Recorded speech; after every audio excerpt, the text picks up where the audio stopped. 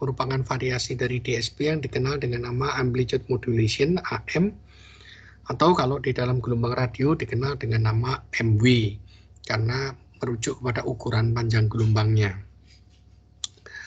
Nah, gelombang modulatornya seperti biasa kita sebut psi M, gelombang pembawa juga sama, masih psi C cos omega CT ya.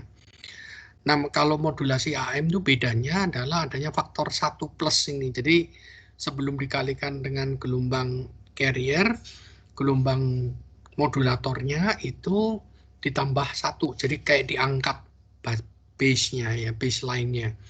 Garis dasarnya itu diangkat. Jadi kalau di dalam tegangan gitu, ini dikasih bias tegangan DC gitu supaya naik ya, 1 plus CMT. Jadi perbedaannya di sini saja, adanya angka 1 ini.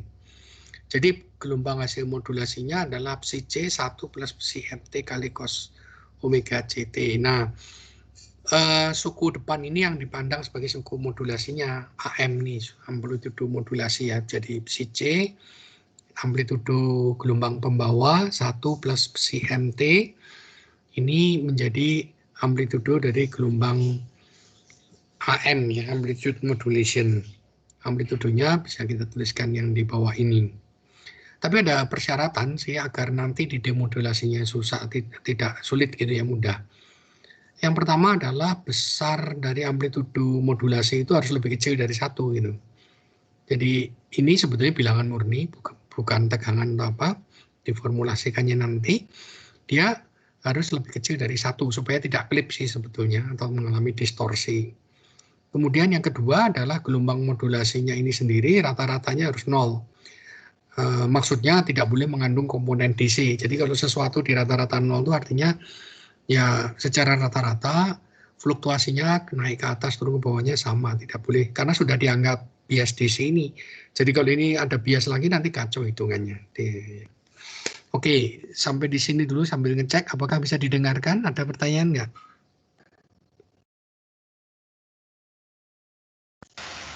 Masih agak kurang paham Pak yang syarat kedua. Oke, syarat kedua ini artinya kalau diartikan ini nilai rata-ratanya harus 0 untuk gelombang modulator. Padahal gelombang modulator itu kan aneka rupa ya, nggak mesti sinusoidal. Tapi ini maksudnya dia itu tidak boleh mengandung komponen DC. Jadi artinya kalau sinyal-sinyal biasa saja mestinya dalam jangka panjang, waktu T-nya cukup besar, itu dia pernah di atas pernah positif, pernah negatif, dan secara rata-rata sama gitu, sehingga 0 rata-ratanya. Kalau secara teoretik teknis itu artinya supaya angka 1 patokan kita ini jadi tidak dilanggar gitu ya. Kan ini nanti meminta bahwa harga mutlak dari CMT itu lebih kecil dari 1. Jadi supaya dia nilai nanti rata-ratanya kalau ini lebih dari sesuatu ya, hitungan kita nanti jadi berubah semua karena ada klip gitu. Jadi kalau secara teknis ini artinya nggak boleh ada komponen DC di dalam modulasi itu. Jadi kayak suara manusia naik turun nanti diterjemahkan dalam tegangan juga gitu, positif negatif negatif. Tidak boleh diberi bias DC lagi karena ini udah ada biasnya ini. Biasnya kita rumuskan sebagai 1. Jadi kalau di sini tidak boleh dibias lagi. Oke, itu mungkin yang bisa saya jelaskan. Saya lanjutkan ya. Oke, nah seperti biasa kita selalu tertarik dengan spektrumnya ya, spektrum frekuensinya berarti dilakukan dengan mengambil Fourier transformnya ya. Fourier transform dari AM ini ya seperti biasa tentu Fourier transform dari semua itu yang akan pecah menjadi 2 Fourier transform ya. Fourier transform yang berkaitan dengan suku 1 ini yaitu psi C kali cos omega CT itu tidak lain adalah modulasi DSP. Lalu DSP yang tanpa modulator tapi ini yang kedua yang berkaitan dengan psi M ya, psi C, psi MT, cos omega T. Nah, seperti minggu lalu dan minggu sebelumnya kan karena sering dipakai ya, bahwa transform Fourier dari cosinus itu adalah 2 delta Dirac ini ya. Kalau yang ini cosinus murni kan 2 delta Dirac ya, delta omega minus omega C sama omega plus omega C yaitu 2 delta Dirac pada 2 frekuensi yang berbeda ya, 1 plus omega C, 1 minus omega C.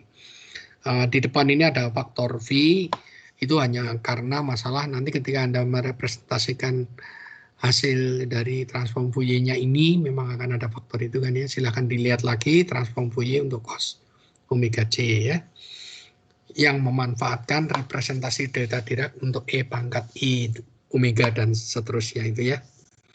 Kemudian yang kedua ini juga sudah pernah kita pecahkan, ini kan yang DSP itu dengan CM ya. Jadi hasilnya adalah setengah C. GM ini adalah Fourier transform dari gelombang modulator omega minus omega C, jadi dia yang tergeser ke kanan sejauh omega C. Yang ini adalah spektrum dari gelombang modulator tapi yang tergeser ke kiri.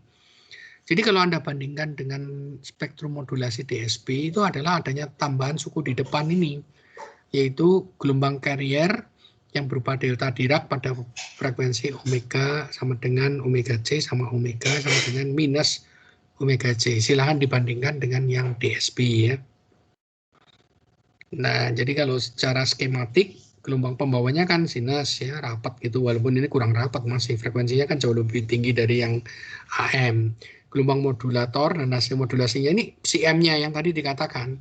CM itu haruslah naik turun more or less plus dan min-nya itu sama lah ya. Jadi walaupun tidak harmonik, tapi secara rata-rata dalam jangka panjang rata-ratanya 0 ya. Nah ini memodulasi dari gelombang kariernya itu. Apa yang dia modulasi ya? Ininya apa namanya? Amplitudonya dikalikan dengan itu. Jadi pola amplitudo ini mengikuti ini. Pola amplitudenya mengikuti itu. Tetapi tadi kan ada 1 plus. Nah, jadi ini diangkat 1 lalu ditempelin ke sana untuk menunjukkan bentuknya ya, bentuk hasil polanya itu. Demikian bentuknya. Nah, kalau nanti tadi ada larangan kan bahwa CM itu tidak boleh terlalu besar ya. Nanti kalau terlalu besar misalnya melebihi plus minus 1 itu modulatornya itu sampai keluar gini, maka nanti akan terjadi klip ya, pelipatan gitu. Jadi efeknya itu malah justru terjadi pelipatan dan ini distorsi, ini tidak kita kehendaki gitu ya. Jadi intinya secara mudahnya jangan sampai selubung ini cross ke bawah gitu gara-gara modulasi ini yang terlalu besar gitu ya, cross lalu terlipat akibatnya nanti justru. Nah, jadi saya jelaskan dulu kenapa kok sketch gelombang modulasinya tuh kok beda dengan waktu DSP ya. Kalau DSP kita buat bentuknya kotak gitu aja ya, apa segitiga gitu.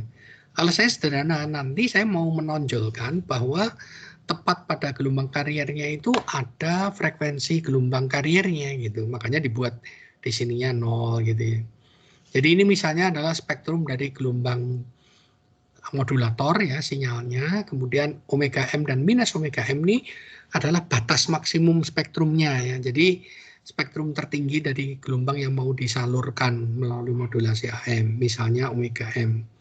Nah, hasil spektrumnya tadi sesuai dengan Fourier transformnya adalah ini tergeser ke kanan dan ke kiri sejauh omega C ya.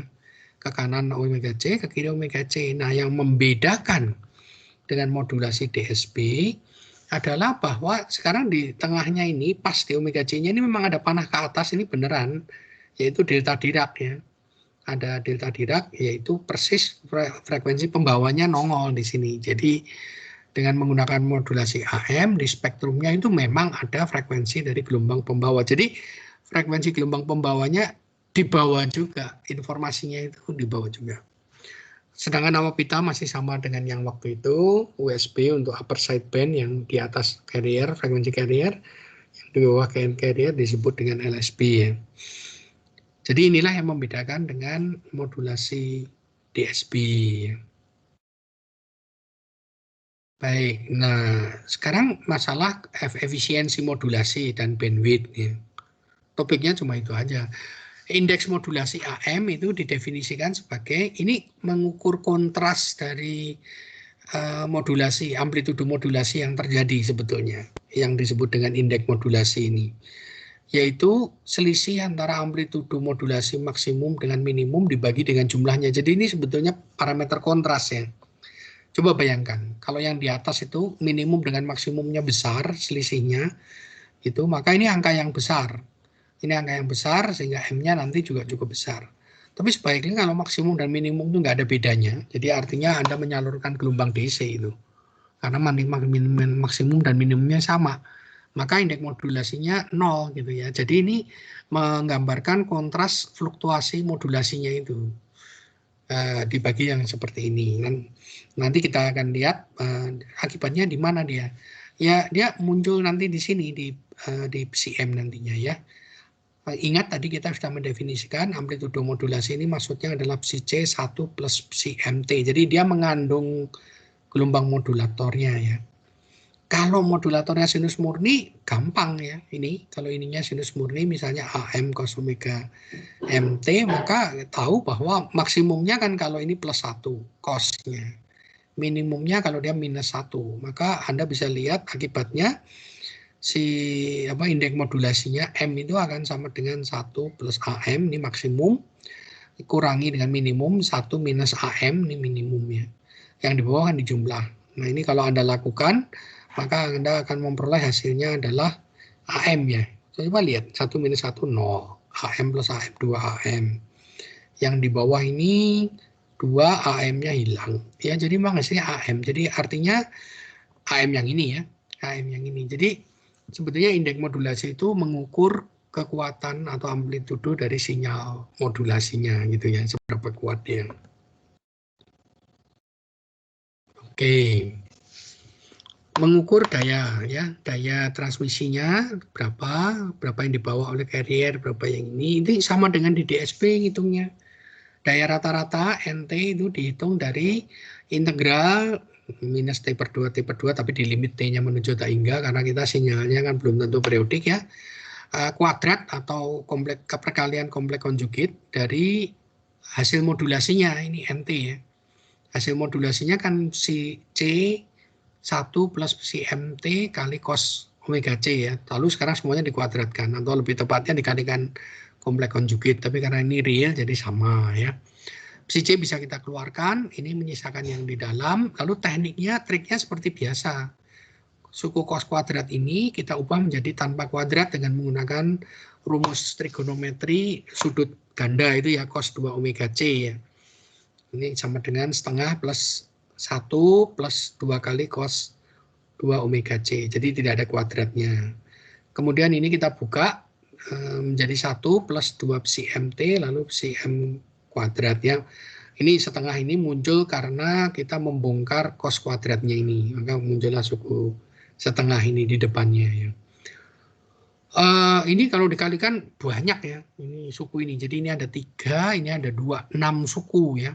Ada 6 suku, tapi mari kita kelompokkan jadi 2 kelompok aja. 1, semua yang kurung kotak ini kita kalikan dengan cos 2 omega CT. Itu ada suku itu, lalu yang satunya lagi dia kali dengan 1 ya, 1 demi 1 kita bahas. Sekarang yang suku yang dikalikan dengan cos 2 omega C. Ini suku campuran ya, ada 1, 2 psi M, ada psi M kuadrat dan sebagainya. Asumsinya adalah bahwa frekuensi gelombang karier jauh lebih tinggi daripada maksimum frekuensi modulator. Jadi cos 2 omega CT ini berfluktuasi sangat kencang ya. Jauh lebih kencang dibandingkan pengalinya di sini. Jadi tentu dia terbawa oleh ini naik turunnya lebih. Sehingga ketika dihitung rata-rata, maka suku ini akan mendekati 0 atau praktis 0 ya. Dengan persyaratan yang tadi, kita tadi juga menyaratkan bahwa psi M ini tidak boleh ada komponen DC yang tadi itu. Jadi dia akan rata-ratanya 0. Jadi tinggal menyisakan suku semua yang ada di dalam kurung kotak ini kali 1 ya di rata-rata. Mari kita lihat. Suku berikutnya itu berarti harus lihat satu-satu ya. Ini yang ini 2 psi MT di rata-rata harus 0 juga tentu psi MT karena tadi disyaratkan memang tidak boleh mengandung komponen DC sehingga tersisa tinggal ini 1 plus psi M kuadrat itu ya. Jadi suku yang di tengah ini 0, tinggal yang di depan sama yang di belakang 1 plus psi MT kuadrat ini. Nah jadi kalau kita lihat, ini ada 2 suku. Yang satu ini nanti ketemu dengan setengah psi C kuadrat. Tapi psi C kuadrat itu, kali 1 ya, itu tidak lain adalah daya rata-rata dari gelombang kariernya ya. Jadi gelombang kariernya kan sinus, kosinus ya, jadi rata-ratanya setengah. Jadi ini adalah suku rata-rata. Kemudian yang keduanya, ini psi M kuadrat di integral ini tidak lain seperti dan sebagainya, itu tidak lain daya rata-rata bagi si n, definisi daya rata-rata. Sehingga kita dapatkan bahwa NT itu tidak lain adalah ini NC, yaitu daya rata-rata dari gelombang carrier 1 ditambah dengan daya rata-rata dari gelombang modulator ya. Jadi kita dapatkan bahwa untuk gelombang modulator maka daya total sama dengan daya yang dibawa gelombang pembawa 1 ditambah daya yang dibawa oleh gelombang modulator ya. Dari sini tentu satuannya Anda sadar bahwa nanti kalau ini dayanya watt, maka wattnya dibawa oleh NC, sedangkan Nm ini adalah bilangan murni. Jadi Cm dari awal memang bilangan murni saja ya. Nah, oleh karena yang bawa informasi itu kan gelombang modulatornya itu yang mau disampaikan ya, maka didefinisikan yang namanya efisiensi transmisi, yaitu bagian dari daya modulasi AM yang terkait dengan gelombang modulator ya, dibagi dengan daya total. Jadi by definition kalau kita balik ke, oh ini kebetulan ada di bawahnya ini. Kalau kita lihat di konstruksi daya totalnya itu, maka yang berhubungan dengan modulator adalah Nm kali Nc. Jadi sebetulnya ini ada dua komponen gitu. Daya total itu terbagi atas daya dari gelombang carrier tambah dengan daya yang terkait dengan gelombang modulator, yaitu Nc kali Nm. Nah, efisiensi transmisi AM itu didefinisikan sebagai NMNC, itu komponen daya yang terkait dengan gelombang modulator bagi N total. Nah ini kalau Anda substitusikan ke situ jelas ini sama dengan NM 1 plus NM gitu ya. Lalu kendala yang kita sebut tadi bahwa tidak boleh ada komponen DC, harga mutlak CM-nya itu lebih kecil 1, itu akan membawa juga bahwa NM-nya akan lebih kecil dari 1. Kalau NM-nya lebih kecil dari 1, maksimum 1, Anda bisa lihat di sini kalau ini 1, ini 1,5. Jadi berarti ya efisiensi transmisi AM maksimum itu 50% ya. Jadi artinya 50% dari daya itu berisi, daya transmisi itu berisi atau terkait dengan gelombang modulator ya. Nah, yang ini tidak kita kerjakan di kuliah karena tahu nggak terlalu sulit. Kalau sinus gelombangnya yang ditransmisikan itu gelombang sinus, jadi CM-nya itu katakanlah AM cos omega MT, maka nanti efisiensi dayanya bukan 50%, bahkan lebih rendah lagi, yaitu hanya sebesar 1/3 ya, 1/3. Anda bisa tahulah gampang itu ada hubungannya dengan dayanya rata-ratanya. Kalau sinus kan setengah ya, setengah cm kuadrat yang intinya. Nanti kalau Anda masukkan di sini kan ketahuan setengah dibagi 3/2 1/3 ya. Nah ini contoh kecil, hitungannya sih sederhana, malah nggak ada hubungan dengan Fourier transform skala.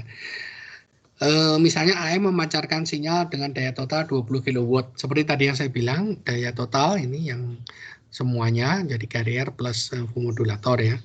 Anda lihat besar ya kalau pemancar dari radio itu 20 kW itu 20.000 watt. Jadi pemancar radio itu menggunakan daya listrik besar ya. Indeks modulasinya 0,707, ini angkanya sih dekat-dekat masa urusan seperakar 2 dan kayak gitu-gituan lah. Lalu gelombang modulatornya yang kadang disebut juga dengan baseband, gelombang informasinya berupa sinus murni, kadang disebut juga dengan nada murni ya, sinus murni. Tentukan daya rata-rata sinyal baseband itu, efisiensi daya transmisinya berapa, ini nanti yang menunjukkan itu ya. Lalu daya rata-rata gelombang pembawanya berapa, jadi urusannya dengan daya-daya tadi. Daya rata-rata baseband karena ini sinus murni yang bisa dihitung, gampang ya. Mari kita lihat.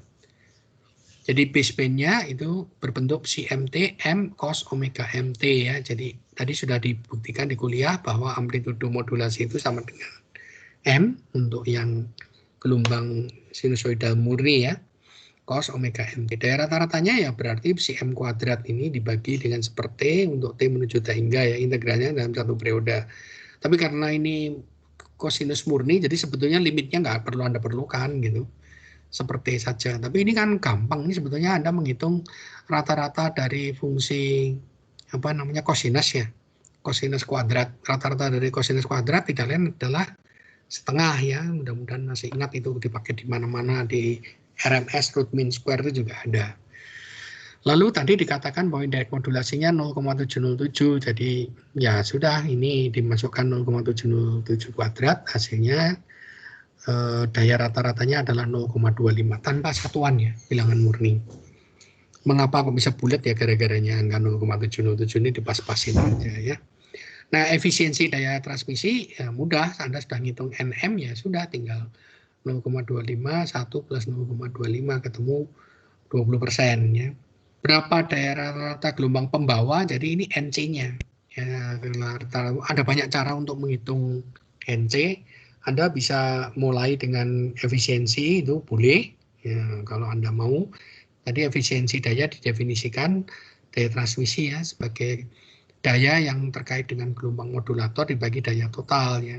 Nah, jadi dari sini kita bisa nulis daya ini E epsilon dikali dengan NT dibagi EM. Nah, daya efisiensinya 0,2 udah dapat, daya totalnya tadi diberitahu 20 kW kan. Daya total bukan NC itu ya.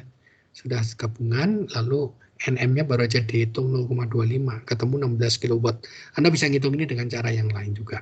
Tidak seperti ini. Jadi ini menunjukkan 16 kW dari dayanya itu pada dasarnya adalah daya gelombang pembawanya. Sedangkan yang informasinya itu dibawa oleh yang sisanya sebesar 4 kW. Jadi tidak heran kalau di sini indeks modulasinya juga memang 25% ya.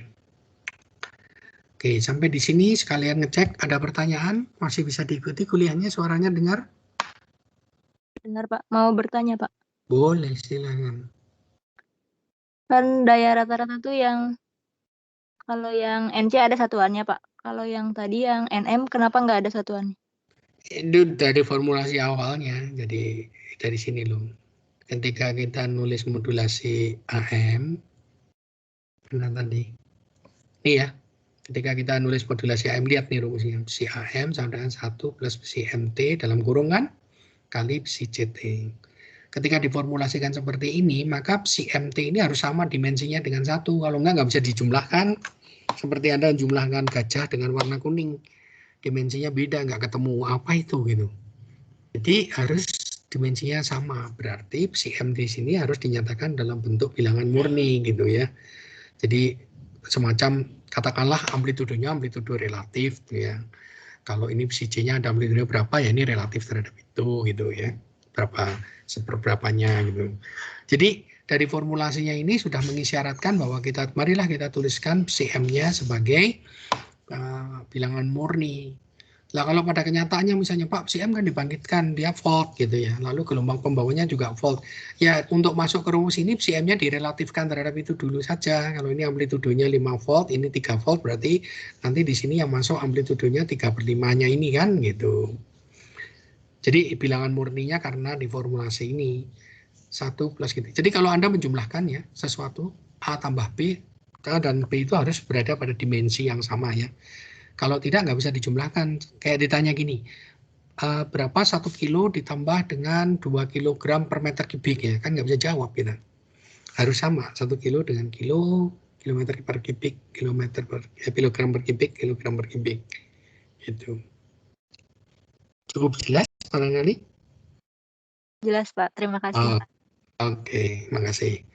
Ya, ini tadi sekaligus ngecek masih kedengaran suaranya karena khawatir putus ya. Baik, demodulasinya. Demodulasinya secara teknis gampang, tapi secara matematik aljabarnya rumit gitu. Jadi secara teknis itu akhirnya ketika dilaksanakan ada kemudahannya. Tapi kas analisa teoretiknya jauh lebih sulit dari DSP ya. Ada 2 cara demodulasi AM ya. Yang ini kata kuncinya yang penting adalah tidak memakai osilator lokal yang sinkron. Jadi artinya nggak perlu mengadakan osilator lokalnya gitu. Kenapa? Frekuensi gelombang pembawanya dibawa sendiri oleh si hasil modulasinya, kan delta Dirac tadi. Jadi udah mengandung si C, omega C ya, yang ada di situ. Jadi cara pertama itu menggunakan yang namanya detektor kuadrat ya, atau ada yang menyebutnya detektor hukum kuadrat ya, square law detektor. Detektor ini bekerja begini, kalau ada input dia mengkuadratkan input itu, jadi dikalikan dengan dirinya sendiri semacam itu. Tapi persisnya nggak kuadrat murni gitu, jadi ada suku tambahannya ini, tapi nggak ada suku konstannya. Jadi suku kuadrat, lalu tambah satu lagi suku linearnya. Ini hasil dari detektor kuadratnya ini. Jadi ini rangkaian elektronik yang diprogram gitulah ya. A1 dan A2 ini konstanta parameter yang nanti bisa diatur gitu ya. Untuk supaya nanti outputnya gampang dideteksi, difilter, dan bagus gitu hasilnya.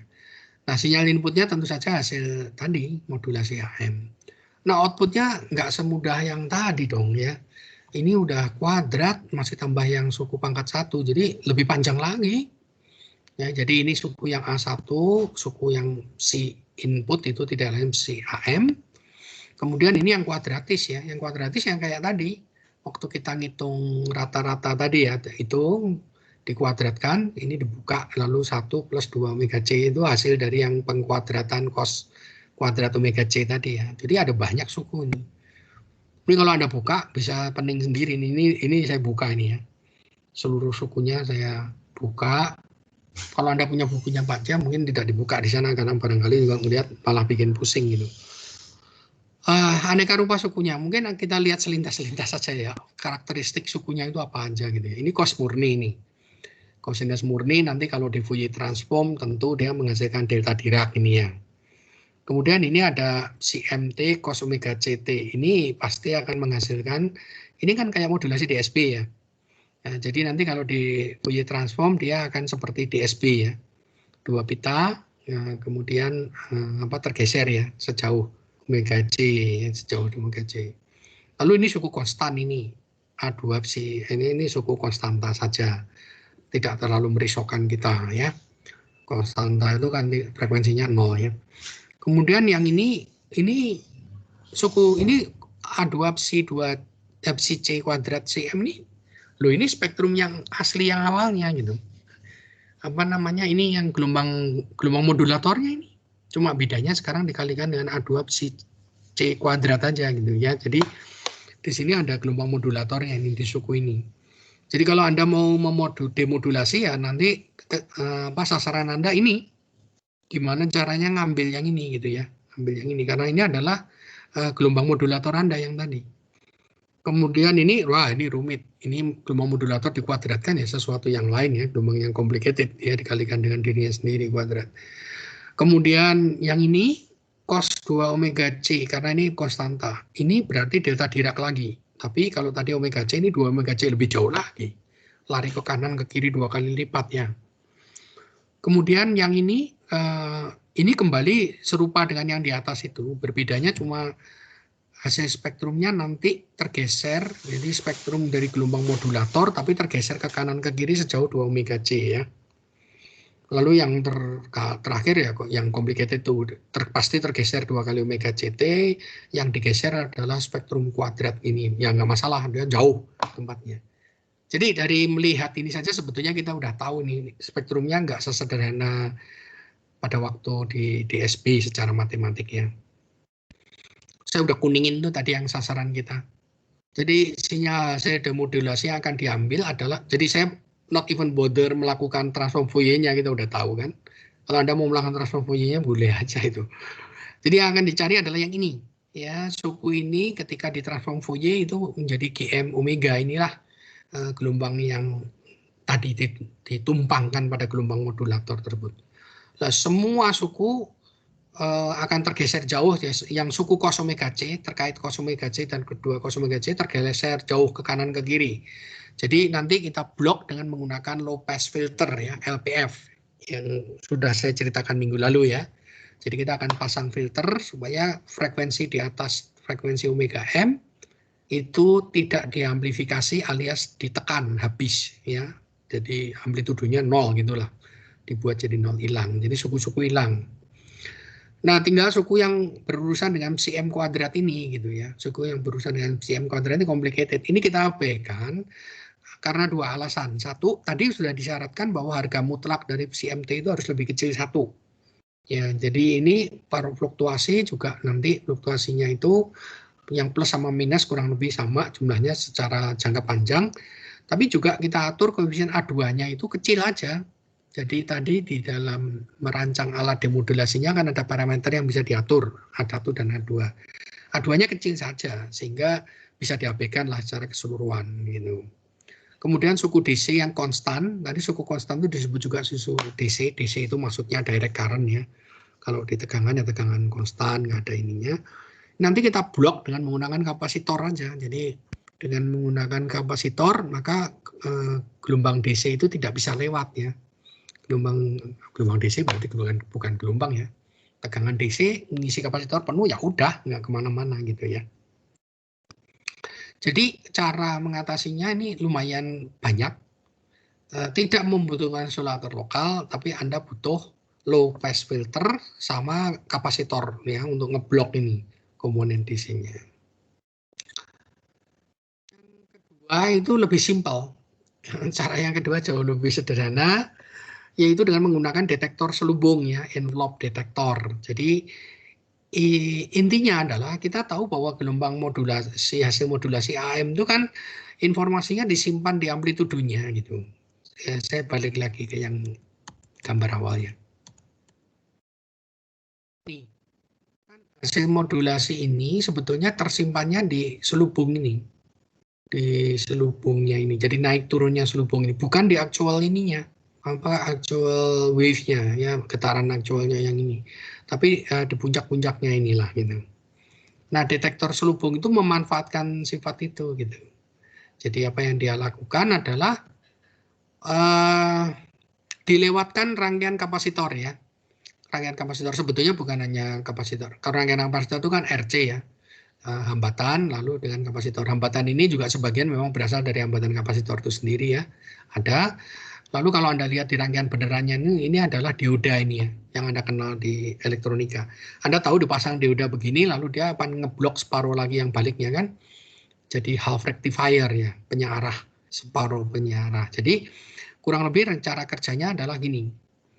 Ini kuncinya di RC-nya, nilai R0C-nya ini. Apa time constant-nya dari, itu kan yang mengukur seberapa cepat tegangan di kapasitor naik dan turun kan, yang ada di situ gitu ya.